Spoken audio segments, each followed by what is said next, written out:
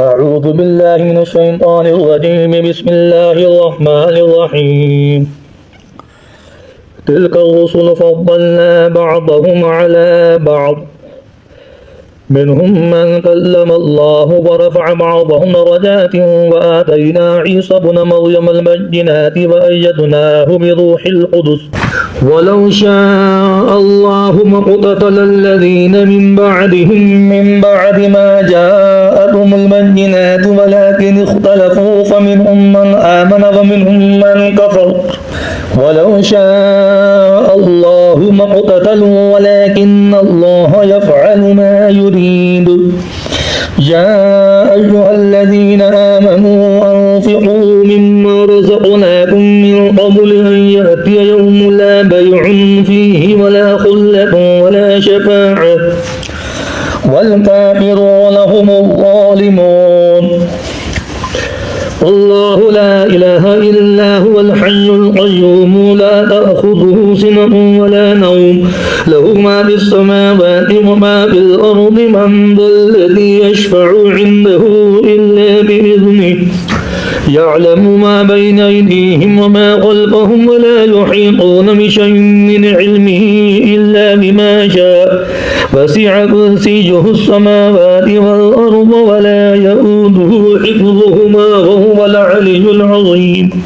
لا إكراه في الدين قد تبين الرشد من الغي فمن يكفر بالطاغوت ويؤمن بالله فقد استمسك بالعروة الوثقى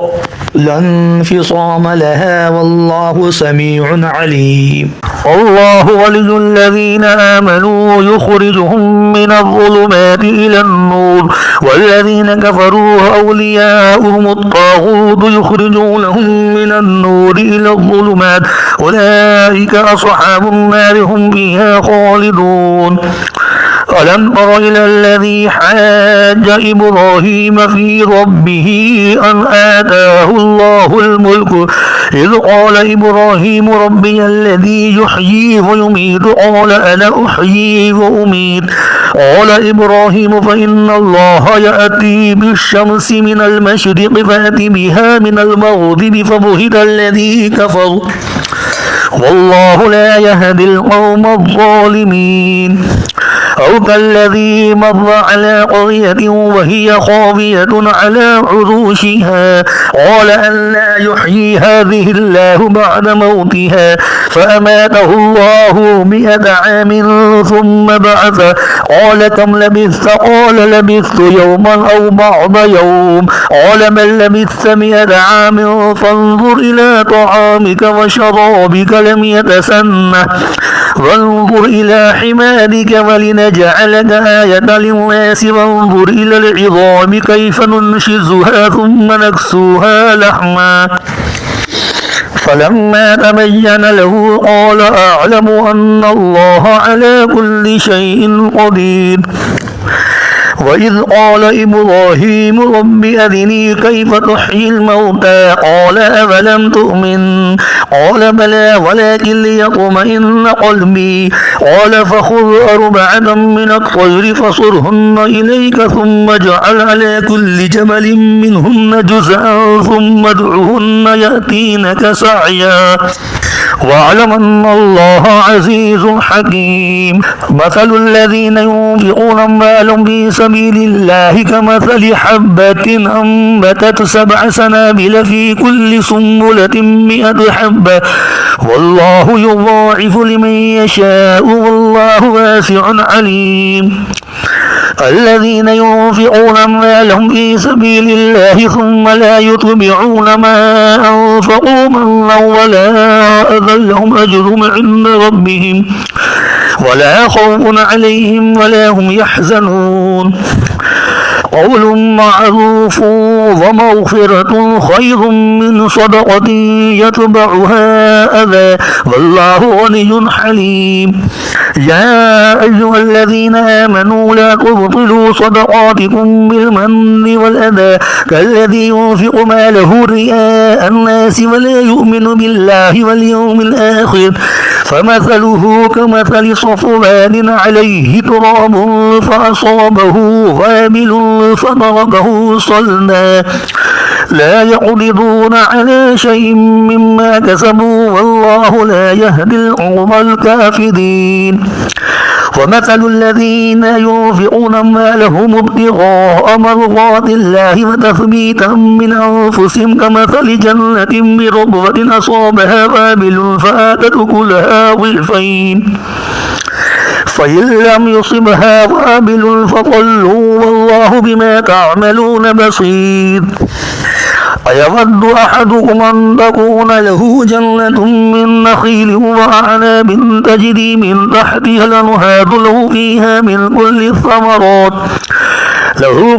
من كل الثمرات وأصابه الكبر وله ذرية ضعفاء فأصابها إعصار فيه نار فاحترقت كذلك يبين الله لكم الآيات لعلكم تتفكرون. يا أيها الذين آمنوا أنفقوا من طيبات ما كسبتم ومما أخرجنا لكم من الأرض ولا تيمموا الخبيث منه تنفقون ولستم بآخذيه إلا أن تغمضوا فيه واعلموا أن الله غني حميد. الشيطان يعدكم الفقر ويأمركم بالفحشاء والله يعدكم مغفرة منه وفضلا والله واسع عليم. يؤتي الحكمة من يشاء ومن يؤت الحكمة فقد أوتي خيرا كثيرا وما يذكر إلا أولو الألباب. وما أنفقتم من نفقة أو نظرتم من نذر فإن الله يعلم وما للظالمين من أنصار. إن تبدوا الصدقات فنعما هي وإن تخفوها وتؤتوها الفقراء فهو خير لكم ويكفر عنكم من سيئاتكم والله بما تعملون خبير. ليس عليك هداهم ولكن الله يهدي من يشاء وما تنفقوا من خير فلأنفسكم وما تنفقون إلا ابتغاء وجه الله وما تنفقوا من خير يوفى إليكم وأنتم لا تظلمون. للفقراء الذين أحصروا في سبيل الله لا يستطيعون ضربا في الأرض يحسبهم الجاهل أغنياء من التعفف تعرفهم بسيماهم لا يسألون الناس إلحافا وما تنفقوا من خير فإن الله به عليم. الذين ينفقون أموالهم بالليل والنهار سرا وعلانية فلهم أجر عند ربهم ولا خوف عليهم ولا هم يحزنون. الذين يأكلون الربا لا يقومون إلا كما يقوم الذي يتخبطه الشيطان من المس ذلك بأنهم قالوا إنما البيع مثل الربا وأحل الله البيع وحرم الربا فمن جاءه موعظة من ربه فانتهى فله ما سلف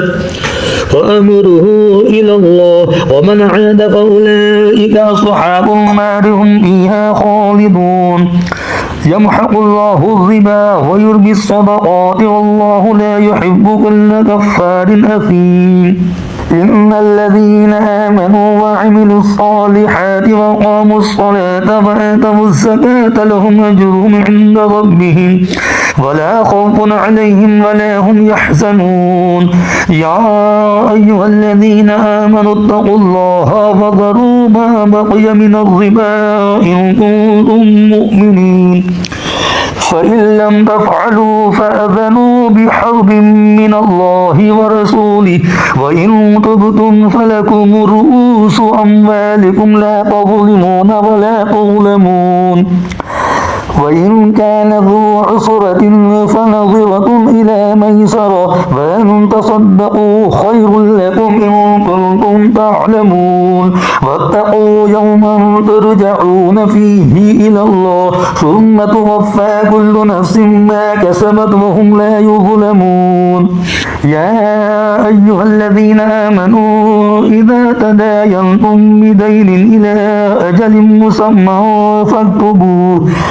وليكتب بينكم كاتب بالعدل ولا يأب كاتب أن يكتب كما علمه الله فليكتب وليملل الذي عليه الحق وليتق الله ربه ولا يبخس منه شيئا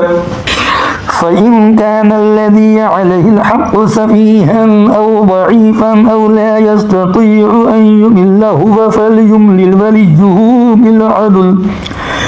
واستشهدوا شهيدين من رجالكم فإن لم يكونا رجلين فرجل وامرأتان ممن ترضون من الشهداء أن تضل إحداهما فتذكر إحداهما الأخرى ولا يأبى الشهداء إذا ما دعوا ولا تسموا أن تكتبوه صغيرا أو كبيرا إلى أجله ذلك أقسط عند الله وأقرب للشهادة وأدنى ألا ترتابوا إلا أن تكون تجارة حاضرة تديرونها بينكم فليس عليكم جناح ألا تكتبوها وأشهدوا إذا تبايعتم ولا يضار كاتب ولا شهيد وإن تفعلوا فإنه فسوق بكم واتقوا الله ويعلمكم الله والله بكل شيء عليم وإن كنتم على سفر ولم تجدوا كاتبا فرهان مقبوضة فإن أمن بعضكم بعضا فليؤدي الذي اؤتمن أمانته وليتق الله ربه ولا تكتموا الشهادة ومن يكتمها فإنه آثم قلبه والله بما تعملون عليم لله ما في السماوات وما في الأرض وإن تبدوا ما في أنفسكم أو تخفوه يحاسبكم به الله فيغفر لمن يشاء ويعذب من يشاء والله على كل شيء قدير آمن الرسول بما أنزل إليه من ربه والمؤمنون كل آمن بالله وملائكته وكتبه ورسله لا نفرق بين أحد من رسله وقالوا سمعنا وأطعنا غفرانك ربنا وإليك المصير لا يكلف الله نفسا إلا وسعها لها ما كسبت وعليها ما اكتسبت ربنا لا تؤاخذنا إن نسينا أو أخطأنا ربنا ولا تحمل علينا إصرا كما حملته على الذين من قبلنا ربنا ولا تحملنا ما لا طاقة لنا به واعف عنا واغفر لنا وارحمنا أنت مولانا فانصرنا على القوم الكافرين بسم الله الرحمن الرحيم ألف لام ميم الله لا إله إلا هو الحي القيوم نزل عليك الكتاب بالحق مصدقا لما بين يديه وأنزل التوراة والإنجيل من قبل هدى للناس وأنزل الفرقان إن الذين كفروا بآيات الله لهم عذاب شديد والله عزيز ذو انتقام إن الله لا يخفى عليه شيء في الأرض ولا في السماء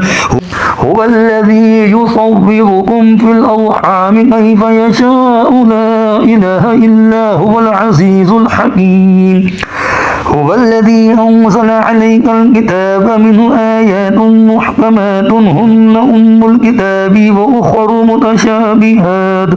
فأما الذين في قلوبهم زيغ فيتبعون ما تشابه منه ابتغاء الفتنة وابتغاء تأويله وما يعلم تأويله إلا الله والراسخون في العلم يقولون آمنا به كل من عند ربنا وما يذكر إلا أولو الألباب ربنا لا تزغ قلوبنا بعد إذ هديتنا وهب لنا من لدنك رحمة إنك أنت الوهاب ربنا إنك جامع الناس ليوم لا ريب فيه إن الله لا يخلف الميعاد إن الذين كفروا لن تغني عنهم أموالهم ولا أولادهم من الله شيئا وأولئك هم وقود النار كداب آل فرعون والذين من قبلهم كذبوا بآياتنا فأخذهم الله بذنوبهم والله شديد العقاب قل للذين كفروا ستغلبون وتحشرون إلى جهنم وبئس المهاد قد كان لكم آية في فئتين التقتا فئة تقاتل في سبيل الله وأخرى كافرة يرونهم مثليهم رأي العين والله يؤيد بنصره من يشاء إن في ذلك لعبرة لأولي الأبصار زين للناس حب الشهوات من النساء والبنين والقناطير المقنطرة من الذهب والفضة والخيل المسومة والأنعام والحرث ذلك متاع الحياة الدنيا والله عنده حسن المآب قل أنبئكم بخير من ذلكم للذين اتقوا عند ربهم جنات تجري من تحتها الأنهار خالدين فيها وأزواج مطهرة ورضوان من الله والله بصير بالعباد الذين يقولون ربنا إننا آمنا فاغفر لنا ذنوبنا وقنا عذاب النار الصابرين والصادقين والقانتين والمنفقين والمستغفرين بالأسحار شهد الله أنه لا إله إلا هو والملائكة وأولو العلم قائما بالقسط لا إله إلا هو العزيز الحكيم إن الدين عند الله الإسلام وما اختلف الذين أوتوا الكتاب إلا من بعد ما جاءهم العلم بغيا بينهم ومن يكفر بآيات الله فإن الله سريع الحساب فإن حاجوك فقل أسلمت وجهي لله ومن اتبعني فقل للذين أوتوا الكتاب والأميين أأسلمتم فإن أسلموا فقد اهتدوا وإن تولوا فإنما عليك البلاغ والله بصير بالعباد إن الذين يكفرون بآيات الله ويقتلون النبيين بغير حق ويقتلون الذين يأمرون بالقسط من الناس فبشرهم بعذاب أليم أولئك الذين حبطت أعمالهم في الدنيا والآخرة وما لهم من ناصرين ألم تر إلى الذين أوتوا نصيبا من الكتاب يدعون إلى كتاب الله ليحكم بينهم ثم يتولى فريق منهم وهم معرضون ذلك بأنهم قالوا لن تمسنا النار إلا أياما معدودات وغرهم في دينهم ما كانوا يفترون فكيف إذا جمعناهم ليوم لا ريب فيه ووفيت كل نفس ما كسبت وهم لا يظلمون قل اللهم مالك الملك تؤتي الملك من تشاء وتنزع الملك ممن تشاء وتعز من تشاء وتضل من تشاء بيدك الخير إنك على كل شيء قدير تولج الليل في النهار وتولج النهار في الليل وتخرج الحي من الميت وتخرج الميت من الحي وترزق من تشاء بغير حساب لا يتخذ المؤمنون الكافرين أولياء من دون المؤمنين ومن يفعل ذلك فليس من الله في شيء إلا أن تتقوا منهم تقاه ويحذركم الله نفسه وإلى الله المصير قل إن تخفوا ما في صدوركم أو تبدوه يعلم الله ويعلم ما في السماوات وما في الأرض والله على كل شيء قدير يوم تجد كل نفس ما عملت من خير محضرا وما عملت من سوء تود لو أن بينها وبينه أمدا بعيدا ويحذركم الله نفسه والله رؤوف بالعباد قل إن كنتم تحبون الله فاتبعوني يحببكم الله ويغفر لكم ذنوبكم والله غفور رحيم قل اطيعوا الله والرسول فإن تولوا فإن الله لا يحب الكافرين إن الله اصطفى آدم ونوحا وآل إبراهيم وآل عمران على العالمين ذرية بعضها من بعض والله سميع عليم إذ قالت امرأة عمران رب إني نذرت لك ما في بطني محررا فتقبل مني إنك أنت السميع العليم فلما وضعتها قالت رب إني وضعتها أنثى والله أعلم بما وضعت وليس الذكر كالأنثى فإني سميتها مريم وإني أعيذها بك وذريتها من الشيطان الرجيم فتقبلها ربها بقبول حسن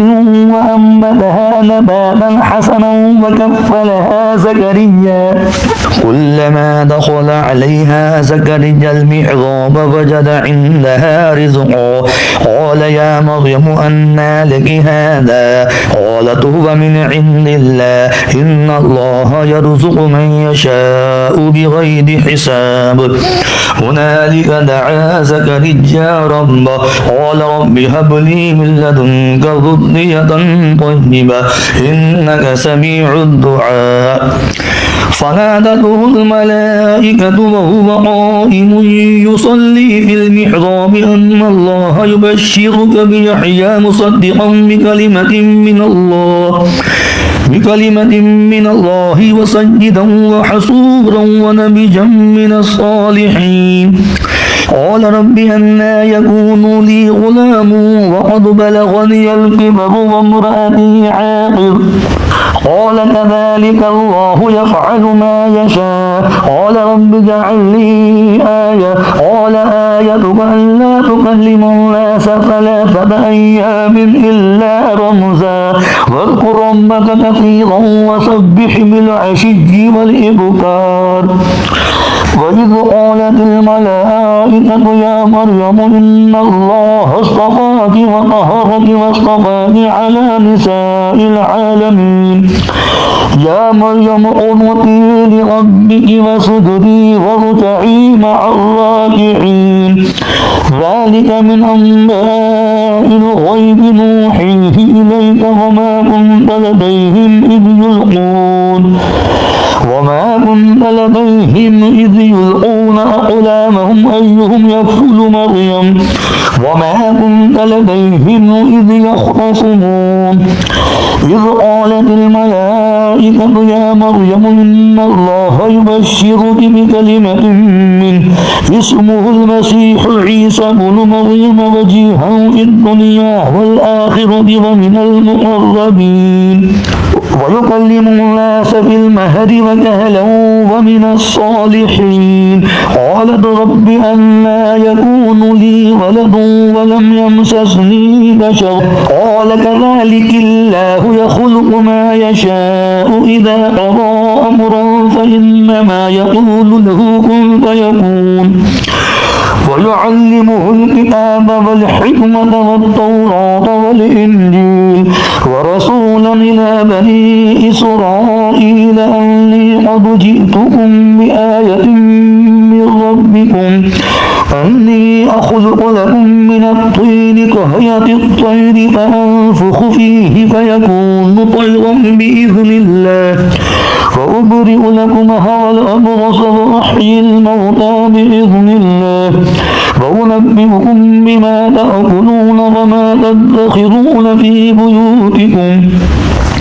إن في ذلك لآية لكم إن كنتم مؤمنين ومصدقا لما بين يدي من التوراة ولأحل لكم بعض الذي حرم عليكم وجئتكم بآية من ربكم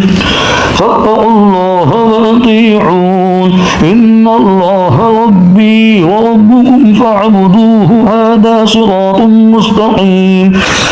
فلما أحس عيسى منهم الكفر قال من أنصاري إلى الله قال الحواريون نحن أنصار الله آمنا بالله واشهد بأننا مسلمون ربنا آمنا بما أنزلت واتبعنا الرسول فاكتبنا مع الشاهدين ومكروا ومكر الله والله خير الماكرين. إذ قال الله يا عيسى إني متوفيك ورافعك إلي ومطهرك من الذين كفروا وجاعل الذين اتبعوك فوق الذين كفروا إلى يوم القيامة ثم إلي مرجعكم فأحكم بينكم فيما كنتم فيه تختلفون.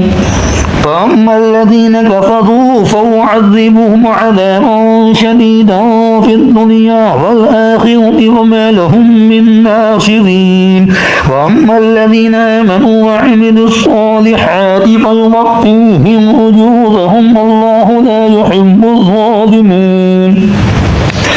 ذلك نتلوه عليك من الآيات والذكر الحكيم. إن مثل عيسى عند الله كمثل آدم خلقه من تراب ثم قال له كن فيكون. الحق من ربك فلا تكن من الممتدين. فمن حاجك فيه من بعد ما جاءك من العلم فقل تعالوا ندع أبناءنا وأبناءكم ونساءنا ونساءكم وأنفسنا وأنفسكم ثم نبتهل فنجعل لعنة الله على الكاذبين. إن هذا لهو القصص الحق وما من إله إلا الله وإن الله لهو العزيز الحكيم. فإن تولوا فإن الله عليم بالمفسدين. قل يا أهل الكتاب تعالوا إلى كلمة سواء بيننا وبينكم ألا نعبد إلا الله ولا نشرك به شيئا ولا يتخذ بعضنا بعضا أربابا من دون الله. فإن تولوا فقولوا اشهدوا بأننا مسلمون. يا أهل الكتاب لم تحاجون في إبراهيم وما أنزلت التوراة والإنجيل إلا من بعده أفلا تعقلون. ها أنتم هؤلاء حاججتم فيما لكم به علم فلم تحاجون فيما ليس لكم به علم والله يعلم وأنتم لا تعلمون ما كان إبراهيم يهوديا ولا نصرانيا ولكن كان حنيفا مسلما وما كان من المشركين إن أولى الناس بإبراهيم للذين اتبعوه وهذا النبي والذين آمنوا والله ولي المؤمنين ود طائفة من أهل الكتاب ليضلونكم وما يضلون إلا أنفسهم وما يشعرون يا أهل الكتاب لم تكفرون بآيات الله وأنتم تشهدون يا أهل الكتاب لم تلبسون الحق بالباطل وتكتمون الحق وأنتم تعلمون وقالت طائفة من أهل الكتاب آمنوا بالذي أنزل على الذين آمنوا وجه النهار واغفروا آخره لعلهم يرجعون ولا تؤمنوا إلا لمن تبع دينكم قل إن الهدى هدى الله أن يؤتى أحد مثل ما أوتيتم أو يحاجوكم عند ربكم قل إن الفضل بيد الله يؤتيه من يشاء والله واسع عليم يختص برحمته من يشاء والله ذو الفضل العظيم ومن أهل الكتاب من إن تأمن بقنطار يؤديه إليك ومنهم من إن تأمن بدينار لا يؤديه إليك إلا ما دمت عليه قائما ذلك بأنهم قالوا ليس علينا في الأميين سبيل ويقولون على الله الكذب وهم يعلمون بلى من أوفى بعهده واتقى فإن الله يحب المتقين إن الذين يشترون بعهد الله وأيمانهم ثمنا قليلا أولئك لا خلاق لهم في الآخرة ولا يكلمهم الله ولا ينظر إليهم يوم القيامة ولا يزكيهم ولهم عذاب أليم وإن منهم لفريقا يلقون ألسنتهم بالكتاب لتحسبوه من الكتاب وما هو من الكتاب ويقولون هو من عند الله وما هو من عند الله ويقولون على الله الكذب وهم يعلمون ما كان لبشر أن يؤتيه الله الكتاب والحكم والنبوة ثم يقول للناس كونوا عبادا لي من دون الله ولكن كونوا ربانيين بما كنتم تعلمون الكتاب وبما كنتم تدرسون ولا يأمركم أن تتخذوا الملائكة والنبيين أربابا ويأمركم بالكفر بعد إذ أنتم مسلمون وإذ أخذ الله ميثاق النبيين لما آتيتكم من كتاب وحكمة ثم جاءكم رسول مصدق لما معكم لتؤمنن به ولتنصرنه قال أقررتم وأخذتم على ذلكم إصري قالوا أقررنا قال فاشهدوا وأنا معكم من الشاهدين فمن تولى بعد ذلك فأولئك هم الفاسقون